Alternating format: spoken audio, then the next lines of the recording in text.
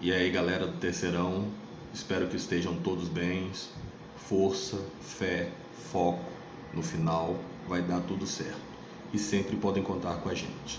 Bom, nessa primeira semana de recesso e de aula no recesso, eu pedi para que vocês fizessem uma revisão de ondas através do caderno revisional.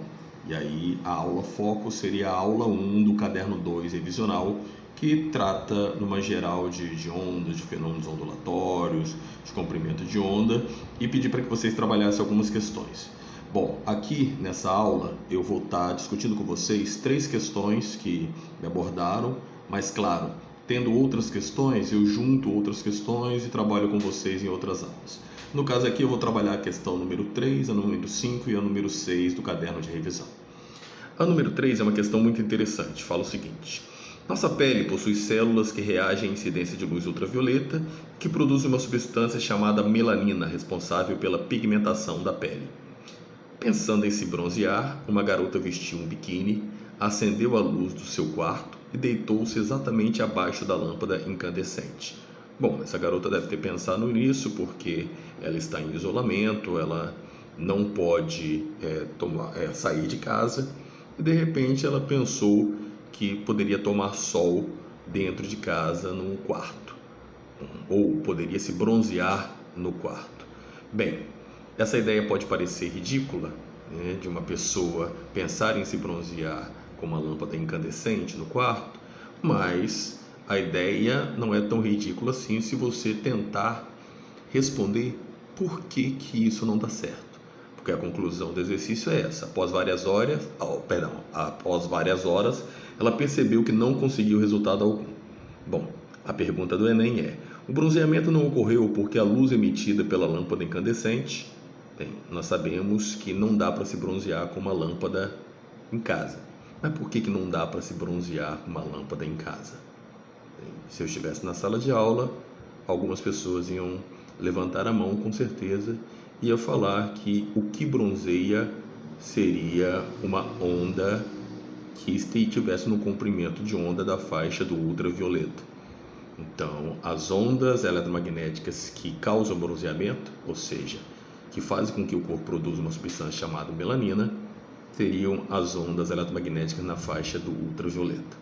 Uma lâmpada interna de casa não produz um comprimento de ondas na faixa do ultravioleta que fosse suficiente para bronzeamento.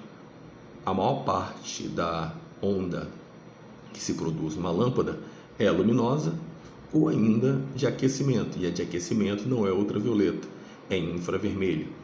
E qual é a diferença entre ultravioleta e infravermelho?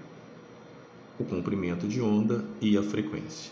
Ou seja, as ondas de ultravioleta, elas têm uma frequência alta e um comprimento de onda baixo em relação a infravermelho.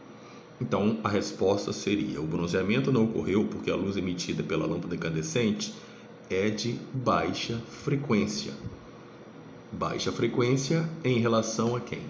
Em relação ao comprimento de onda da luz ultravioleta, ok? Então, por isso que a resposta é a letra B. Pegando esse mesmo foco agora e indo para a questão número 5. Questão número 5 já é uma questão que envolve cor. Vou subir aqui um pouquinho. Para que uma substância seja colorida, ela deve absorver luz na região do visível. Quando uma amostra absorve luz visível, a cor que percebemos é a soma das cores restantes que são refletidas ou transmitidas pelo objeto. Ou seja, você tem a luz branca, que é toda colorida. Quando você tem um objeto que absorve uma faixa de luz, significa que a cor que você vai perceber seria todas as outras, exceto aquela que foi absorvida. Isso no problema é dado em 2 gráficos. Um gráfico mostra qual é a intensidade da luz que para esse exemplo foi mais absorvida. Então, pelo primeiro gráfico, você vê que a intensidade da luz que é mais absorvida é aquela cujo comprimento de onda equivale a 500 nanômetros. A figura 2 mostra a relação entre a absorção e a emissão de luz e dá um exemplo. Se você tiver uma substância que absorve luz nessa região de 400 nanômetros, 430, ou seja, no violeta, ela vai se apresentar como amarelo. Nesse caso, eu tenho um comprimento de onda na faixa do 500. Situando na figura 2, o 500 equivaleria entre 490 e 560, ou seja, na faixa do verde.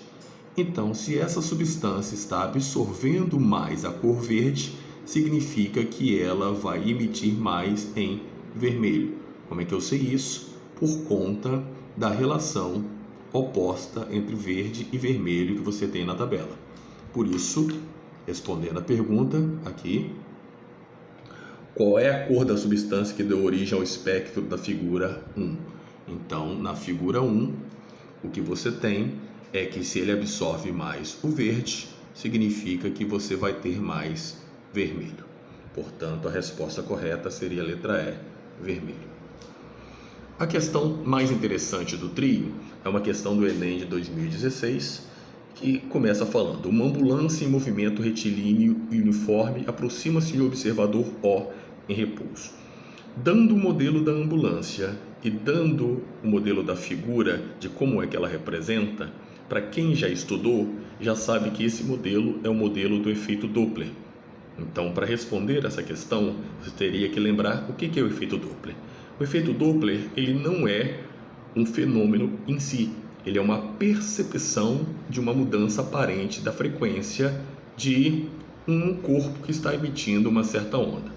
O que significa isso? Se o corpo, no caso a ambulância, estivesse parada, o observador O iria estar ouvindo uma frequência da sirene com o mesmo valor que quem estivesse dirigindo a ambulância.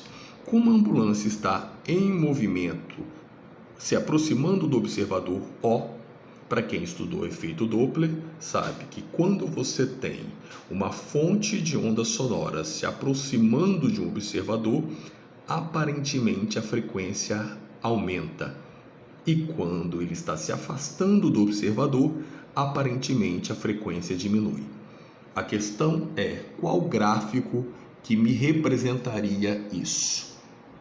O gráfico da letra A seria talvez o distrator para quem não conhecesse o efeito Doppler, porque pensaria que o barulho da ambulância seria uma variação da frequência, dando uma senoide.